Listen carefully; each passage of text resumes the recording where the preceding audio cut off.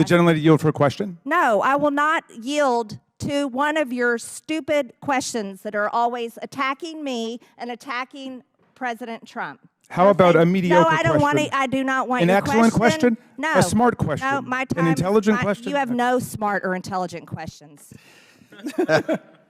Do you know what we're here for? You know we're here about AG. I don't think you know what you're here for. Well, you the one talking about. I think your fake eyelashes are messing up. No, ain't nothing. Hold on. Listen. Order. Mr. Chairman, That's beneath would even you your please screen. regain That's order beneath of your you. committee. Order. I do have a point of order, and I would like to move to take down Ms. Greene's words. I was quite concerned, Mr. Narasta, to hear you talk about over 3,000 Americans that have been murdered in the past decades, and you called that a small and manageable statistic.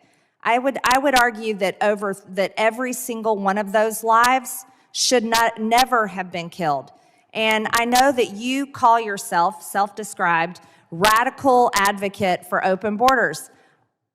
That's on your Wikipedia page, but maybe Wikipedia is not always right. I didn't say it. However, I would self-describe myself as a radical advocate for safe and secure borders. Well, I finally found something I agree with my colleague from Georgia.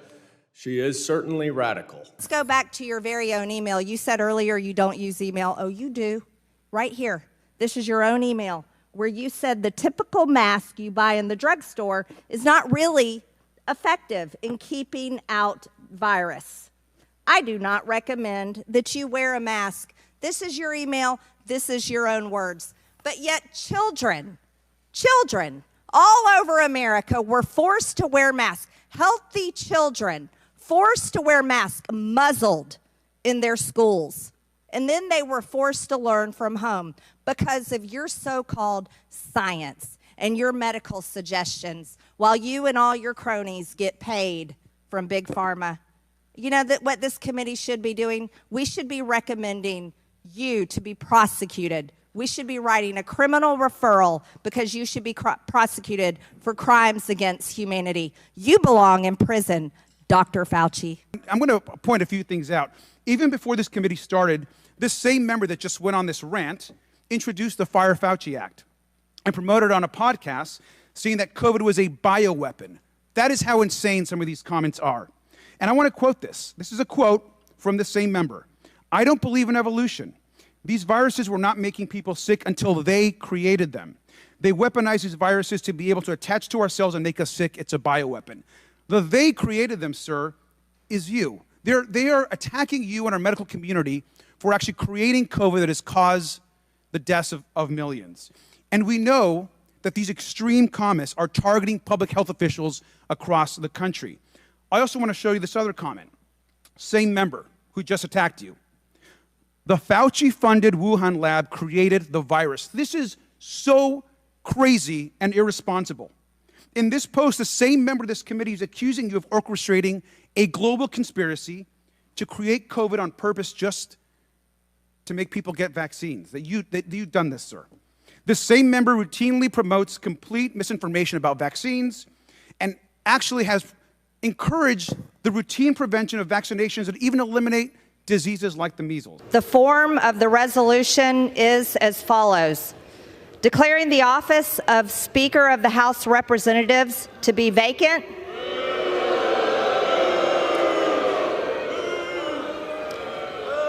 This is the uniparty for the American people watching.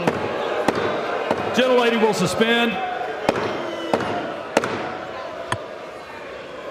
Mike Johnson put forth 7 tenets that would guide the conference under his speakership. Restore trust by ensuring total transparency, open processes, and regular order.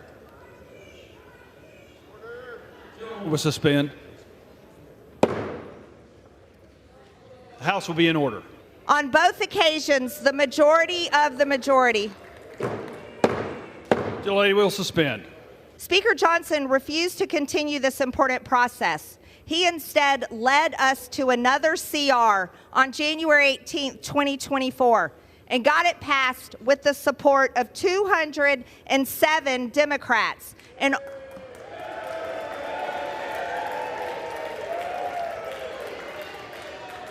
Mr. Speaker, the House is not in order. Removing this uniparty speaker will not give the speaker's gavel to the Democrats, which would only happen if Republicans actually vote for Hakeem Jeffries.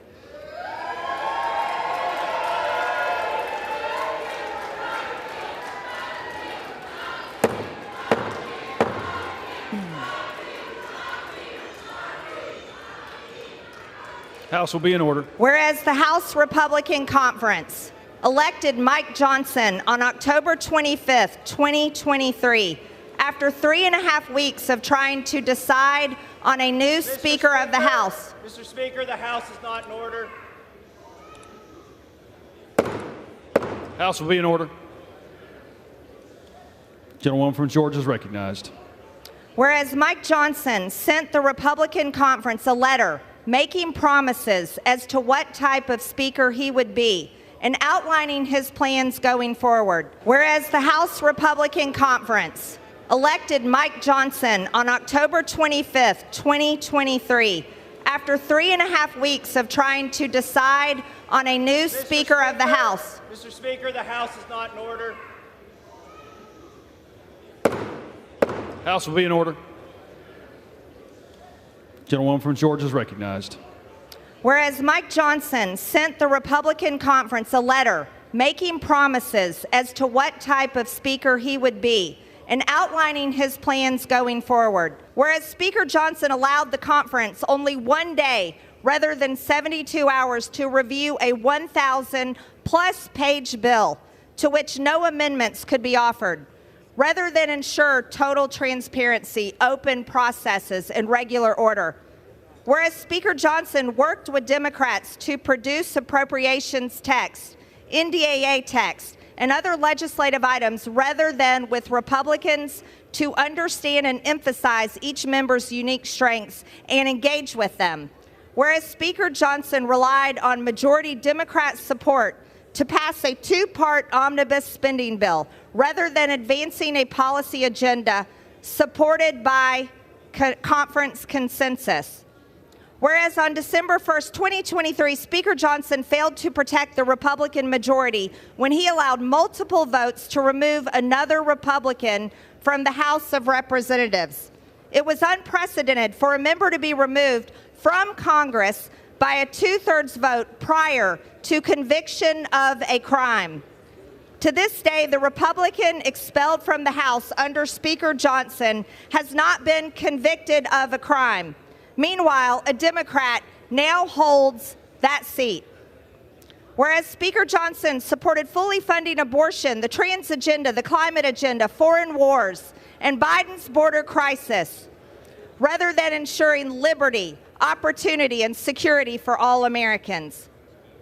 Whereas Speaker Johnson relied on Democrat votes on at least 2 occasions, with the first transgression occurring on March 22nd, 2024, with the House passage of H.Res. 1102, Part 2 of the Johnson-Schumer Omnibus, and the second transgression occurring on April 20th, 2024, with House passage of H.R. 8035, the $61 billion Ukraine funding bill. Speaker Johnson passed the first minibus appropriations bill on March 6th and passed the second minibus appropriation bill 2 weeks later on March 22nd.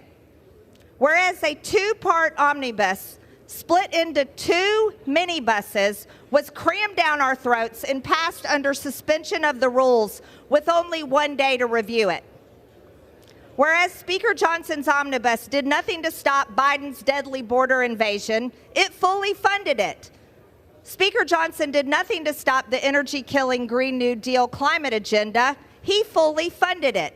He did nothing to stop the weaponized Department of Justice and FBI. He fully funded them. He did nothing to stop the trans agenda on kids. He fully funded it. He did nothing to stop full-term abortions. He fully funded them.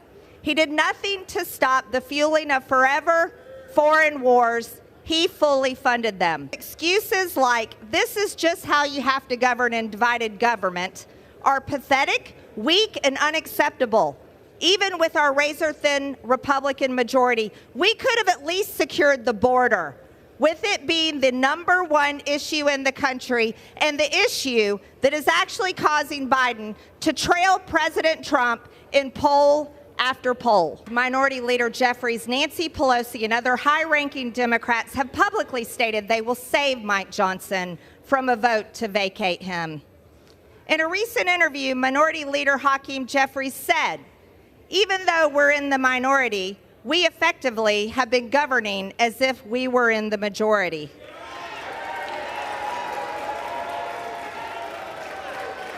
Speaker, the House is not in order. Mike Johnson is ill-equipped to handle the rigors of the job of Speaker of the House and has allowed a uniparty, one that fuels foreign wars, tramples on civil liberties, and increases our disastrous national debt, to take complete control of the House of Representatives. Whereas Speaker Johnson's tenure is defined by one self-serving characteristic, when given a choice between advancing Republican priorities or allying with the Democrats to preserve his own personal power, Johnson regularly chooses to ally himself with Democrats. Now, therefore, be it resolved that the office of the Speaker of the House of Representatives Gentlewoman will suspend. The House will be in order. Gentlewoman's recognized.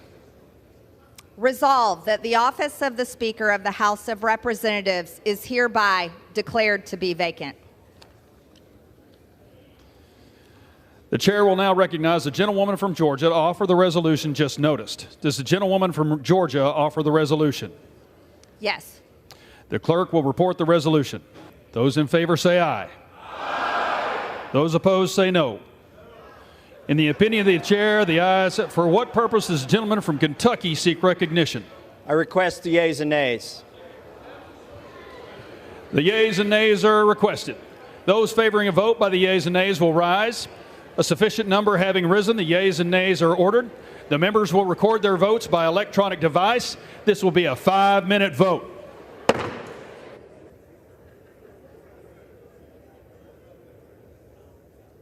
On this vote, the yeas are 359, the nays are 43, with 7 answering present. The motion is adopted. Without objection, the motion to reconsider is laid on the table.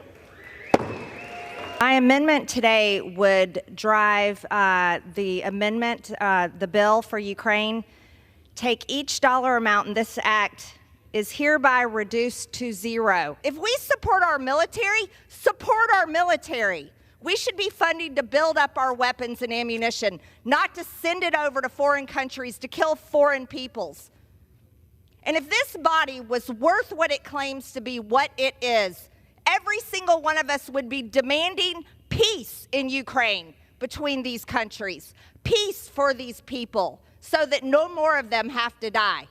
But you never hear anybody demanding peace.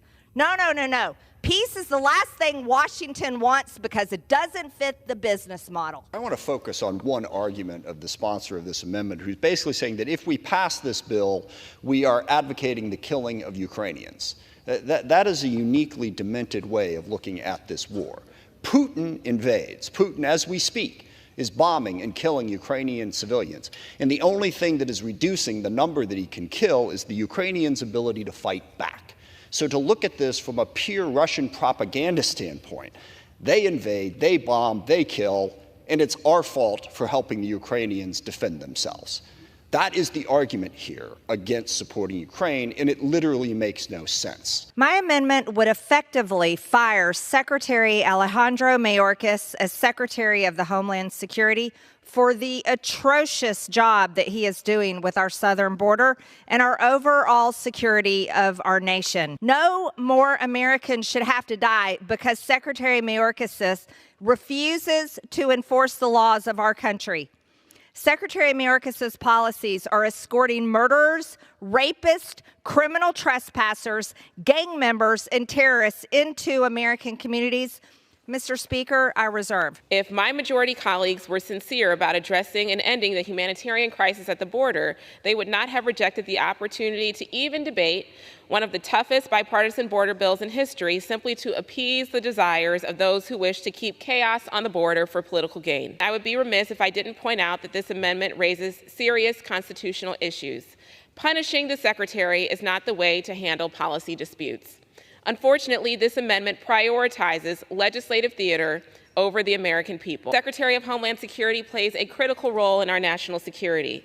Secretary Mayorkas has served in his role admirably and has been an honorable public servant for decades, including service as a U.S. Attorney, the Director of USCIS, and the Deputy Secretary of Homeland Security. When the President and Secretary Mayorkas requested additional resources to secure the border, my colleagues across the aisle ignored that too, even after they demanded that we take care of our own border first before we consider providing any funding to Ukraine and our other allies. My colleagues and I remain ready to address the challenges facing the Department of Homeland Security, to work towards building a modern immigration system that reflects the realities of the world we live in today and advances the best interests of American families, businesses, and communities. My colleague across the aisle talks about Secretary Mayorkas and his so-called critical role in our nation's security. Yet Secretary Mayorkas has allowed over 360 individuals on the terrorist watch list. They were caught at the southern border, while we have no idea how many terrorists are in the interior of our country. 2 million. 2 million that we know of have gotten away. How many of the 2 million are terrorists? He has enabled a 7,000% increase in illegal crossings of Chinese nationals ever since 2021 when he took the job. His open border is allowing fentanyl to pour into our communities, which is killing 300 Americans every single day. I would argue the Ukraine war is not murdering any Americans. But yet, this House of Representatives and the people in Washington are obsessed with using American taxpayer dollars to fund that war while fully ignoring the war on our southern border. Secretary Mayorkas' policies have killed Americans, bankrupted communities, overrun schools, besieged towns, drowned hospitals, and incapacitated law enforcement while empowering cartels and foreign entities. Mr. Speaker, I reserve. The gentlelady its time has expired. On the amendment offered by the gentlelady from Georgia, those in favor say aye. Those opposed, no. The opinion of the chair, the ayes have it. The amendment is agreed to. My amendment prohibits the Department of Homeland Security from working with the State Department to establish something they call safe mobility offices.